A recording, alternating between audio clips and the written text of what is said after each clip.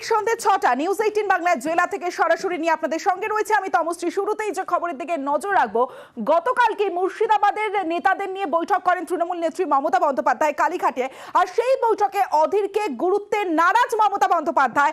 আজ আবার কুণাল ঘোষ তিনি দাবি করলেন রাজ্যে তৃণমূল একাই ১০০, কোনো দরাদরি বরদাস্ত নয়, অন্যায় দরাদরি বরদাস্ত নয়, দাবি করেছেন তৃণমূল মুখপাত্র কুণাল ঘোষ। আমরা বলছি তৃণমূল একাই ১০০। ইন্ডিয়ার জোটের স্পিরিটের প্রতি সম্মান দিয়ে মমতা বন্দ্যোপাধ্যায়ের নেতৃত্বে তৃণমূল একটা আলোচনার দরজা খোলা রেখেছে। আর কোনো অন্যায় দরাদরি তৃণমূল এসব বরদাস্ত করবে না। তৃণমূল কংগ্রেস এবং তৃণমূল নেত্রী মন খোলা রেখে গোটা আলোচনাটা চালাচ্ছেন, কিন্তু তার একটা বাস্তব ভিত্তির উপর দাঁড়িয়ে, গ্রাউন্ড রিয়েলিটির উপর দাঁড়িয়ে।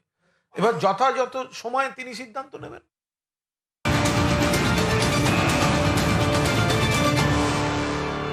গতকাল অধীরকে গুরুত্বে নারাজ মমতা বন্দ্যোপাধ্যায় আজ দাবি করলেন তৃণমূল মুখপাত্র কুণাল ঘোষ যে রাজ্যে তৃণমূল একাই ১০০। সরাসরি চলে যাব, আবির ঘোষাল রয়েছে আমার সঙ্গে, আবিরের সঙ্গে কথা বলবো। আবির, গতকালকে মমতা বন্দ্যোপাধ্যায়ের বার্তা ইঙ্গিত এবং আজকে কুণাল ঘোষের দাবি, এরপরে তো একটাই প্রশ্ন আসছে যে ক্রমেই কি বঙ্গে এই যে জোট সম্ভাবনা ক্ষীণ হচ্ছে?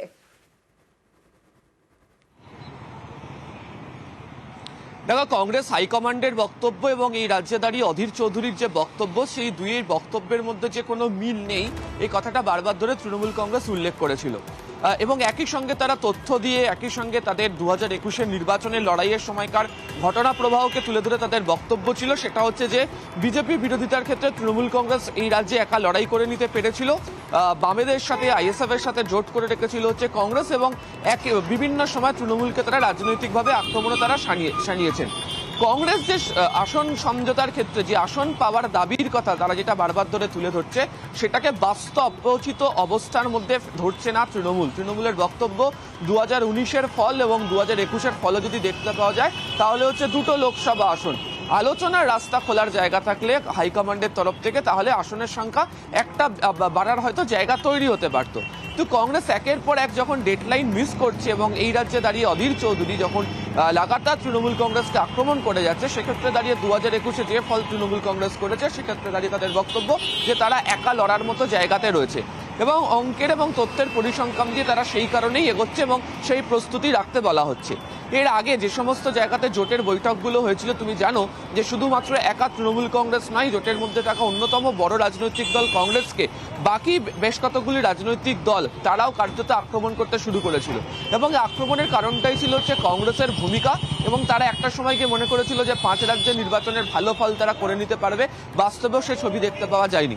বর্তমান অবস্থাতে যে জায়গা থেকে দাঁড়িয়ে গেল অধীর চৌধুরীর বক্তব্যের পরিপ্রেক্ষিতে, তাতে তৃণমূল কংগ্রেস একা লড়ার মতো জায়গাতেই যাচ্ছে, ফলে জোটের সম্ভাবনার রাস্তা অনেকেই বলছেন ক্ষীণ হচ্ছে। তবে তৃণমূল কংগ্রেস অন্দরের খবর, তারা এখনো পর্যন্ত আলোচনার রাস্তা খুলে রাখছেন। সেক্ষেত্রে কংগ্রেস হাইকমান্ড কতটা আগ্রহী হয়, কত তাড়াতাড়ি তৃণমূল কংগ্রেসের শীর্ষ নেতৃত্বের সাথে কথা বলতে শুরু করে, তার উপরই নির্ভর করে থাকবে যে লোকসভা নির্বাচনে এই রাজ্যে কংগ্রেসের সাথে তৃণমূলের জোট হবে কিনা। বেশ আবির, তার কাছে লড়াই শেষ কথা, যে কোনো লড়াইয়ে প্রস্তুত, চ্যালেঞ্জ করেছেন অধীর রঞ্জন চৌধুরী। আমার কাছে লড়াইটা শেষ কথা। আমি কাউকে পরোয়া করি না, কাউকে পরোয়া করে রাজনীতি করি না।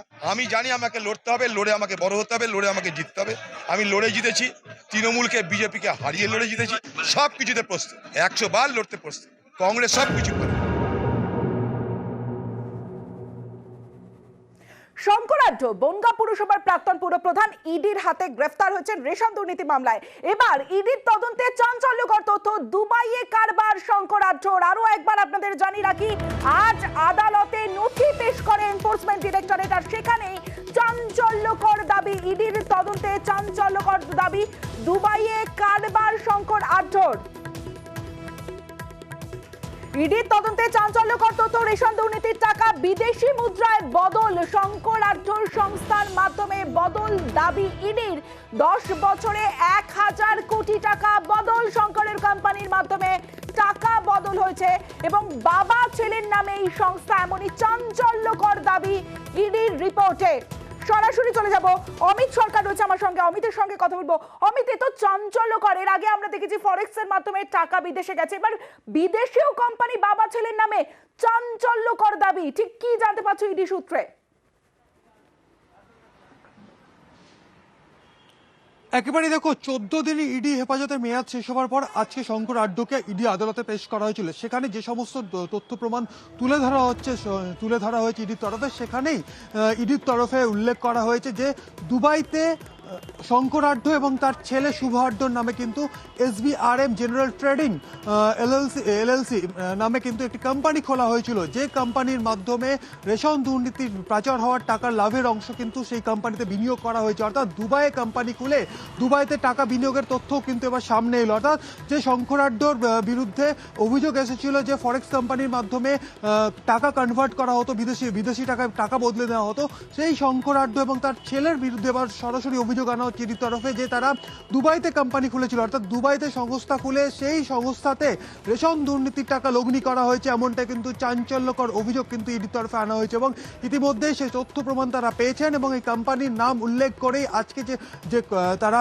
তথ্য প্রমাণ তারা আদালতের কাছে রেখেছেন, সেখানে কিন্তু এই কোম্পানি সেই দুবাইয়ের সেই কোম্পানির কথা কিন্তু তারা উল্লেখ করেছেন এবং দুবাইয়ের সেই কোম্পানির নামও তারা উল্লেখ করেছেন। যে কোম্পানির কথা বলা হচ্ছে সেই কোম্পানি কিন্তু তৈরি করা হয়েছিল শঙ্কর আড্ড এবং তার ছেলের নামে। যে কোম্পানির নাম আমি আরো একবার বলছি, SBRM জেনারেল ট্রেডিং এলএলসি, অর্থাৎ একটি এলএলসি করা হয়েছিল, যে নাম দেওয়া হয়েছিল হচ্ছে SBRM জেনারেল ট্রেডিং। এই কোম্পানি খুলে দুবাইতে এই কোম্পানি খুলে সেই কোম্পানির মাধ্যমে রেশন দুর্নীতির টাকা বিনিয়োগ করা পাচার হয়েছে, হতো এমনটাই নথি জমা দিয়ে আদালতে দাবি করেছে এনফোর্সমেন্ট ডিরেক্টরেট।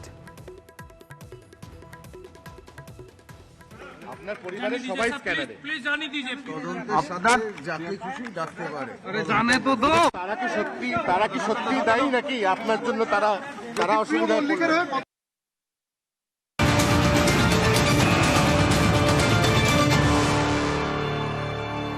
ইডির তদন্তে চাঞ্চল্যকর তথ্য, রেশন দুর্নীতির টাকা বিদেশি মুদ্রায় বদল, শঙ্কর আড্ড সংস্থার মাধ্যমে বদল দাবি এনফোর্সমেন্ট ডিরেক্টরেটের। 10 বছরে 1000 কোটি টাকা বদল, শঙ্করের কোম্পানির মাধ্যমে টাকা বদল, 14 দিনের জেল হেফাজতে শঙ্কর আড্ড।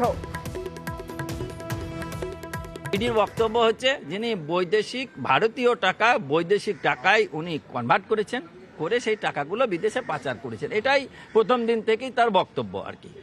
তো এর মনিটরিং এর দায়িত্ব ইডির নয়, এর মনিটরিং এর দায়িত্ব হচ্ছে Reserve Bank of India. ED কি দেখবে? যে প্রসিড অফ ক্রাইম দেখবে। Violating of the Reserve Bank act অনুযায়ী যদি কিছু হয়েই থাকে তাহলে রিজার্ভ ব্যাংকের তো আইন আছে, তাহলে ফেমার ভায়োলেশনস হবে। ওরা তো আইনকে ঠিকমতো প্রয়োগ না করে এই শঙ্কর আড্ডকে অ্যারেস্ট করা হয়েছে। और ये धोनी की हुई जी गजब ग्रिप कैसे SRMB जैसे SRMB TMT बार की विंग ग्रिप टेक्नोलॉजी सीमेंट के साथ बनाए मजबूत पकड़। Grip is important.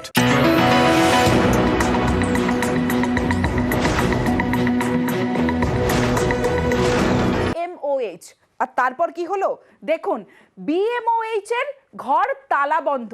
Doctor Shahrukh Azad তার BMOH এর জন্য অপেক্ষা করছেন CMOH। দেখুন যে ছবি দেখছেন, 11:30টাতেও নেই BMOH, তার ঘর তালা বন্ধ। 11:30 বেজে গেছে, তখনও হাসপাতালে আসেননি, তালা বন্ধ রয়েছে। যে ছবি আপনারা দেখাচ্ছি, এবার সরাসরি চলে যাব, সুজিত ভৌমিক রয়েছে আমার সঙ্গে, সুজিতের সঙ্গে কথা বলবো। সুজিত, বলে না যে চোরের 10 দিন গৃহস্থের একদিন, ঠিক সেই রকমই হয়েছে যেমনটা দেখে মনে হচ্ছে। কিন্তু প্রশ্ন এখানেই যে BMOH কি প্রতিদিনই দেরি করে আসেন নাকি আসেনই না হাসপাতালে?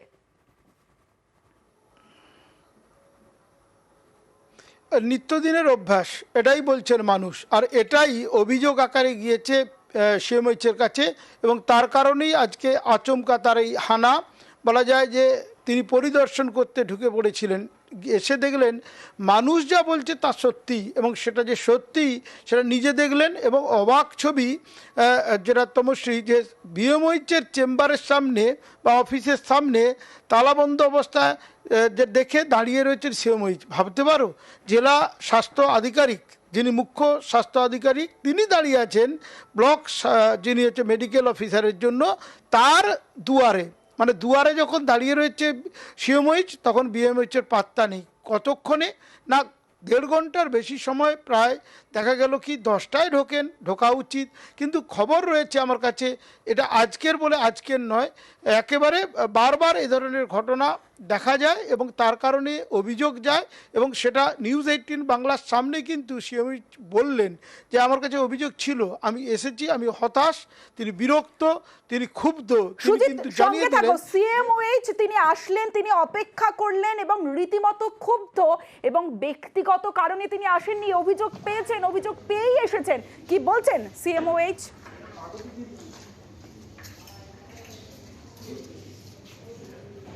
কি বলার আছে?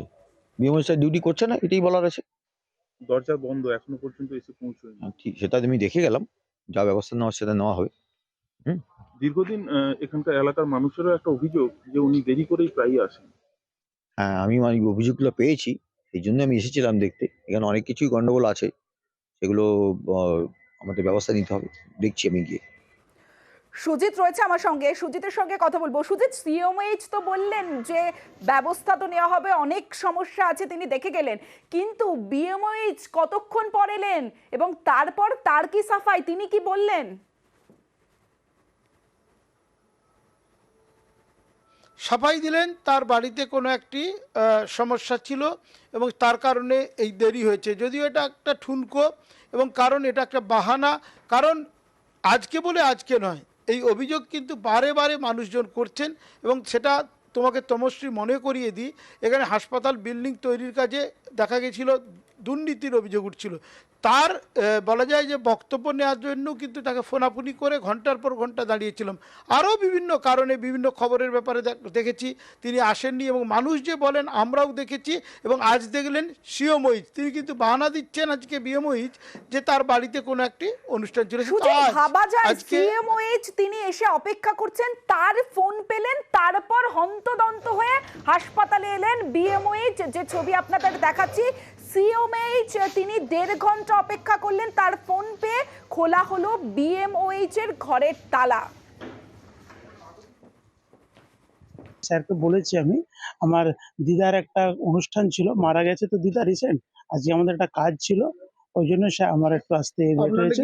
স্যার ফোন করেছেন, না না এরকম কিছু হয় না, আমি প্রতিদিনই টাইমে আসি, প্রতিদিনই টাইমে আসি এবং প্রতিদিনই আমি ঠিক টাইমে যাই। আমার অফিস আওয়ারে আমি কোনো রকম কোনো করি না। কর্মীরা আসেনি বলে উনি সেটা কিছু কিছু কারো এমার্জেন্সি কন্ডিশন আছে, আমাদের মেসেজ করেছেন।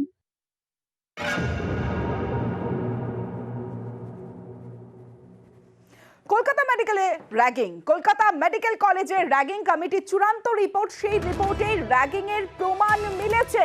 কলকাতা মেডিকেল কলেজে র্যাগিং, 2 সিনিয়রের বিরুদ্ধে র্যাগিং এর অভিযোগ অর্থোপেডিক বিভাগে।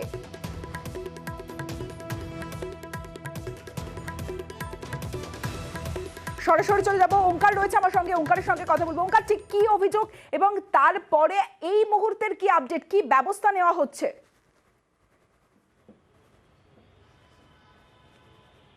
দেখো, কলকাতা মেডিকেল কলেজ এবং হাসপাতালে গত 9ই জানুয়ারি পোস্ট গ্র্যাজুয়েট ট্রেনি প্রথম বর্ষের 2জন ছাত্র অভিযোগ করেন যে পোস্ট গ্র্যাজুয়েট ট্রেনিরই দ্বিতীয় বর্ষের 2 ছাত্র চিকিৎসক ছাত্র তারা কিন্তু তাদের উপর র্যাগিং করছেন এবং অভাব্য আচরণ করছেন, গালিগালাজ করছেন, এমনকি শারীরিকভাবেও কিন্তু নিগ্রহ করছেন। কখনো দেখা যাচ্ছে যে খালি সেলাইনের বোতল ছুঁড়ে মারছেন, কখনো গায়ের মধ্যে থুতু দিয়ে দেওয়ার মতো অভিযোগ কিন্তু এই পিজিটি 1-এর 2জন ছাত্র করেছিলেন। এরপর তড়িঘড়ি কিন্তু কলকাতা মেডিকেল কলেজ এবং হাসপাতাল একটি তদন্ত কমিটি গঠন করেন এবং সেখানে দাঁড়িয়ে অ্যান্টি র্যাগিং কমিটির একটা চেয়ারম্যান, সেই চেয়ারম্যান এমএসভিপিকে করা হয় অঞ্জন অধিকারী এবং তারপর 10 তারিখেই কিন্তু প্রাথমিক রিপোর্ট জমা দেওয়া হয়। এরপর গতকালকে চূড়ান্ত রিপোর্ট কিন্তু এসে পৌঁছেছে কলকাতা মেডিকেল কলেজ এবং হাসপাতালের যে অ্যান্টি র্যাগিং কমিটি রয়েছে তাদের কাছ থেকে। সেখানে 18 পাতার একটি রিপোর্ট দেওয়া হয়েছে এবং সেই রিপোর্টে বলা হয়েছে যে অভিযোগ যেটা করছে, অর্থাৎ পোস্ট গ্র্যাজুয়েট ট্রেনি প্রথম বর্ষের 2 ছাত্র যে অভিযোগ করছেন তাদেরই ডিপার্টমেন্ট, অর্থাৎ অর্থোপেডিক ডিপার্টমেন্টেরই দ্বিতীয় বর্ষের 2জন ছাত্র যে তাদের উপর শারীরিক এবং মানসিকভাবে নিগ্রহ করছেন তার কিন্তু প্রমাণ মিলেছে, অর্থাৎ তাদের যে অভিযোগ সেই অভিযোগের সত্যতা কিন্তু মিলেছে। সে জায়গা থেকে দাঁড়িয়ে কলকাতা মেডিকেল কলেজ এবং হাসপাতাল এই মুহূর্তে দাঁড়িয়ে এই পিজিটি দ্বিতীয় বর্ষের 2 ছাত্রের বিরুদ্ধে কি ধরনের ব্যবস্থা নেন তার জন্য কিন্তু আইনি পরামর্শ যেরকম নেওয়া হচ্ছে, ঠিক একই রকমভাবে এই গোটা যে রিপোর্ট অর্থাৎ 18 পাতার যে রিপোর্ট, সেই রিপোর্ট কিন্তু ইতিমধ্যেই ইউজিসি থেকে আরম্ভ করে ন্যাশনাল মেডিকেল কমিশন এবং স্বাস্থ্য ভবন প্রত্যেকটি জায়গাতে কলকাতা মেডিকেল কলেজ এবং হাসপাতাল পাঠিয়ে দিয়েছে। এবং সে জায়গা থেকে দাঁড়িয়ে এই অ্যান্টি র্যাগিং কমিটির যিনি চেয়ারম্যান ছিলেন অর্থাৎ এই হাসপাতালেরই এমএসবিপি অঞ্জন অধিকারী, তিনি যে বিষয়টি জানাচ্ছেন তা হচ্ছে গিয়ে দুজনেই ছাত্র, কিন্তু এই জায়গা থেকে দাঁড়িয়ে কেউ যদি কারোর সঙ্গে এরকম অভাব্য আচরণ করেন সেটা কিন্তু কোনোভাবে মেনে নেওয়া যায় না। এবং একদমই সেটা কিন্তু কোনোভাবে মেনে নেওয়া যায় না। সে জায়গা থেকে দাঁড়িয়ে আরও একটি বিষয় উঠে আসছে, তা হচ্ছে গিয়ে তারা যখন 9 তারিখে অভিযোগ জানালেন তার আগে এটা কি কোনো রকম কোনো শিক্ষক চিকিৎসকের কাছে পর্যন্ত পৌঁছয়নি? তারা কি ব্যাপারটার মধ্যে হস্তক্ষেপ করতে পারলেন না? সেই নিয়েও কিন্তু অ্যান্টি র্যাগিং কমিটি উষ্মা প্রকাশ করেছেন। কারণ যাদবপুরের মতো যে ঘটনা ঘটে গিয়েছে সেখান থেকে শিক্ষা নিয়ে তারপরেও যদি একটা মেডিকেল কলেজের মতো এত বড় একটা ইনস্টিটিউশন, সেখানে যদি এই র্যাগিংয়ের মতো ঘটনা ঘটে তা কিন্তু কোনোদিনই কাম্য নয়। তমশ্রী। বেশ ওঙ্কার। আমার এই 4টি ছেলে, মানে যে দুজন অভিযোগ করেছে এবং যে দুজন যাদের বিরুদ্ধে, এরা কিন্তু কাজের দিক থেকে খুব সিনসিয়ার, তার মানে বিহেভিয়ারাল কিছু একটু হচ্ছে হয়তো, যার জন্য আমরা অলরেডি আমাদের ডিপার্টমেন্ট অফ সাইকিয়াট্রি আছে, তাদের সাথে ইন্টারাক্ট করে যে বিহেভিয়ারাল প্রবলেম এখন তো বড় প্রবলেম, এবার কি ব্যবস্থা নেওয়া হবে সেটা নির্ভর করবে প্রশাসন, anti ragging committee, at the same time সরকারের উপদেশ, সরকার কিভাবে চান, ন্যাশনাল মেডিকেল কমিশন, ইউজিসি তার গাইডলাইন, হিউম্যান রাইটস কমিশন এবং সর্বোপরি আইন। স্যার, এই যে অভিযোগটা ছিল এটা কি শারীরিক লাঞ্ছনার অভিযোগ ছিল? শারীরিক, মানসিক সব।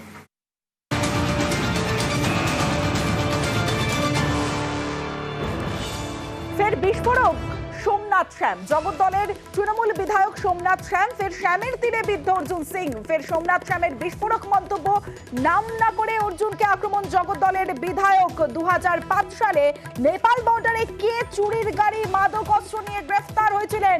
বিস্ফোরক মন্তব্য করেছেন সোমনাথ শ্যাম। নেপাল বর্ডারে কে বা কে অ্যারেস্ট হয়েছিল 2005 কিংবা 6-এ চুরির গাড়ি, হিরোইন নিয়ে এবং আর্মস নিয়ে? সেটা রাজনৈতিক মহলে কাউকে জিজ্ঞাসা করুন, তারা উত্তর দেবেন, না পেলে হলুদ ফাইল থেকে খুলে আপনাদের দেখিয়ে দেবো। তবে সোমনাথ শ্যামের এই মন্তব্য নিয়ে কোনো মন্তব্য করতে নারাজ অর্জুন সিং, যা বলবে দল বলবে। এই ব্যাপারে যা বলবে দল বলবে, দল বুঝবে, আমার কিছু বক্তব্য নেই। এই ব্যাপারে যা বলবে দল বলবে, দল বুঝবে, আমার কিছু বক্তব্য নেই। আর সোমনাথ অর্জুনের বিরোধকে গুরুত্ব দিতে নারাজ দলীয় নেতৃত্ব, দলের মধ্যে বিরোধ মিটে যাবে এমনই মন্তব্য করেছেন তৃণমূল মুখপাত্র কুণাল ঘোষ। সমস্যা মিটে যাবে। এত বড় দল, এত বড় সংসদ তৃণমূলের, গোটাটাই একটা ঐক্যবদ্ধ মমতাদির নেতৃত্বে, অভিষেকের সেনাপতিত্বে, সিনিয়র জুনিয়র সবাই মিলে একসঙ্গে একটা সংসদ চলছে। সেখানে কোথাও কোনো বিচ্ছিন্ন ঠুকঠাক হলে ওগুলো কোনো বিষয় না। ফের বেলাগাম অমরনাথ শাখা, তৃণমূল ও সিপিআইএম কে রীতিমতো হুমকি দিয়েছেন লোকসভার পর দেখে নেওয়ার হুঁশিয়ারি অমরনাথ শাখার। আর অমরনাথ শাখার বিজেপি বিধায়ক, তার এই মন্তব্যে রীতিমতো বিতর্ক। এখন সিপিএমটা চলছে তৃণমূলের পয়সা, আর ঠেঙাতে গেলে এদিকে আগে ঠেঙাতে হবে, কারণ এরা হচ্ছে দেশদ্রোহী। 24-এর বিধানসভার লোকসভার পরে আপনারা কে কোথায় থাকেন সেটাই হবে আমাদের চিন্তা। আপনাকে আমরা বলে দেবো যে নিজের মুরগিকে নিজের মতন সাইজ করে আপনারা খেতে শুরু করবেন, কাউকে রেয়াত করবেন না। বিধানসভা নির্বাচনের পরে যেভাবে আমাদের 60-61 জন কর্মীকে মাত দিয়েছে, বিভিন্ন লোকের সম্পত্তি লুট করেছে, ঘরছাড়া করেছে, বিনা অপরাধে হাজার হাজার লোককে কেসে ঢুকিয়েছে, তো আমরা কি কোনো কিছু 24-এ পরে না করে ওদের কি গালে চুম খেয়ে ছেড়ে দেবো নাকি? যার যেমন মুরগি খায়, আমরা যেভাবে গোলাটা কেটে মুরগি খায়, সে আবার পেছন দিকে ঠ্যাংগুলা কেটে খায়, সেভাবে খাবে। ভোটে জিতেছে, ভোট কেটে যাওয়ার ভয়ে এইসব মন্তব্য করছে কটাক্ষ তালজাংলা তৃণমূল বিধায়ক অরূপ চক্রবর্তী। আমাদেরকে সিপিএম পারেনি, মাওবাদী পারেনি, বিজেপি পারেনি, সিডি পারেনি, ইডি পারেনি, সিবিআই পারেনি, ওরা আমাদের কি করবে? এটা বাচ্চা ছেলেদের মতো কথা। অ্যাকচুয়ালি হচ্ছে ওরা সিপিএম এর ভোটে জিতেছিল, এখন জ্বালা লাগছে যদি ভোটটা কেটে যায়, তার জিতব না, তার জন্য যা পাচ্ছে আবল তাবল বুকে বেড়াচ্ছে। সিপিএম কে মারধরে কথা বলছে, আবার ভোটের আগের দিন চুমু খেয়ে বলে ভোটটা দিয়ে দেওয়া যায়। পাল্টা বিধায়ককে সাবধানে থাকার নিদান সিপিআইএম নেতা অভয় মুখোপাধ্যায়। এসব অসভ্যতা আমরা কখনো শিখিও নি, কিন্তু আজকে বিজেপি গোটা দেশে যেভাবে সংবিধানকে ধ্বংস করছে, মানুষের রুটি রুটির সংগ্রাম এগুলোকে পাশে সরিয়ে ধর্মের নামে ভাগাভাগি করে মানুষকে ভুলিয়ে রাখতে চাইছে। ফলে উনি সব যা বিধান দিচ্ছেন, মানুষ পরে তাদেরকেই এই বিধান দেয় কিনা, এইটা আমি ওনাকে বলবো যে আপনারাই বরঞ্চ সাবধানে থাকুন।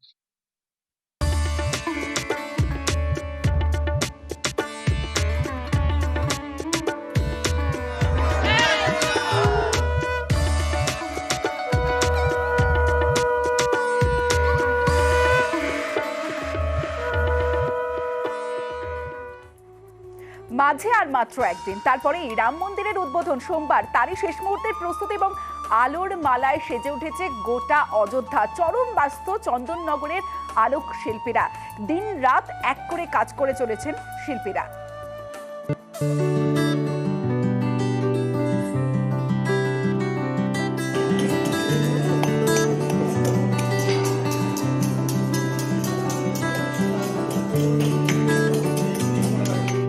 বাংলার আলোয় সেজে উঠছে রামভূমি।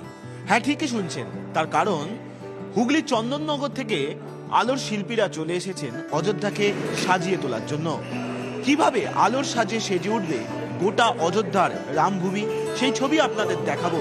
কিন্তু তার আগে এক ঝলক আপনাদের দেখাই, যে দেখতে পাচ্ছেন এই যে আলোর ব্যবহার করা হয়েছে, অর্থাৎ দুপাশে প্রদীপ, মাঝখানে তিলক, এই আলোই গোটা অযোধ্যা জুড়েই লাগানো হবে। মূলত রাম মন্দিরের বাইরের এলাকায় লাগানো হবে এই ধরনের আলোই। এই লাইটটাই আমরা লাগাবো, এটাই আমাদের কাছে অ্যাপ্রুভাল হয়েছে, এটাই আমরা লাগাবো। 300টা গেট, এগুলোকে এখন একটা করে গেট বলছি, এই 300 পিস গেট লাগাতে হবে। সারা বছর এটা পার্মানেন্ট থাকবে, এখানে মেনটেনেন্স করার লোক থাকবে, যদি কোনো প্রবলেম হয় সেগুলো মেনটেনেন্স করবে। আর এই আলো লাগানোর জন্যই বাংলার অর্থাৎ পশ্চিমবঙ্গের শ্রীরামপুর থেকে, চন্দননগর থেকে শিল্পীরা চলে এসেছেন এই আলোর সজ্জায় সাজিয়ে তোলার জন্য। ক্যামেরায় খোকন দাসের সঙ্গে সোমরাজ বন্দ্যোপাধ্যায়, নিউজ 18 বাংলা, অযোধ্যা, উত্তরপ্রদেশ। এবার বাঁকুড়ার দিকে নজর রাখবো, কারণ অযোধ্যার হাওয়া বাঁকুড়ায়। রাম মন্দিরের উদ্বোধন নিয়ে আবেগে ভাসছে বাঁকুড়ার পশ্চিম সানাবাদ গ্রামের রামপাড়া। রামরতন, রামচরণ, রামসেবক, রামময়, রাম অর্জুন সহ বিভিন্ন রাম এবং রামপাড়ার সবার নামের প্রথমেই রাম নাম যোগ মাস। গত 250 বছর ধরে এভাবেই পশ্চিম সানাবাদ গ্রামের সঙ্গে যেন এভাবেই জড়িয়ে রয়েছে রাম নাম। আমাদের এই পাড়াটাই রামপাড়া, এবং আমাদের ওই রামচন্দ্র ঠাকুরের যে আছেন কুলদেবতা, উনাকে ভিত্তি করে পুরুষদের নামের আগে রাম থাকবেই আর কি, এবং এটা বংশ পরাক্রমে চলে আসছে আমাদের। এটা মোটামুটি ধরুন আপনি 250-300 বছর হবে। রামের আমাদের নিরাকার মানে শালগ্রাম শিলায় রামচন্দ্র আছেন। ওটাটাই আমাদের আবেগ। আমাদের সমস্ত কিছুতে আমাদের বিগ্রহ ছাড়া কোনো কাজ হয় না, সে অন্নপ্রাশন হোক, উপনয়ন হোক, বিয়ে হোক, আমরা রামের সেবক, সেটা পূর্বপুরুষ থেকে ওইভাবেই চলে আসে। 22 তারিখে আলাদা করে একটু পুজো পাঠের ব্যবস্থা আমরা এখানে করবো, যেহেতু একটা অত বড় মন্দির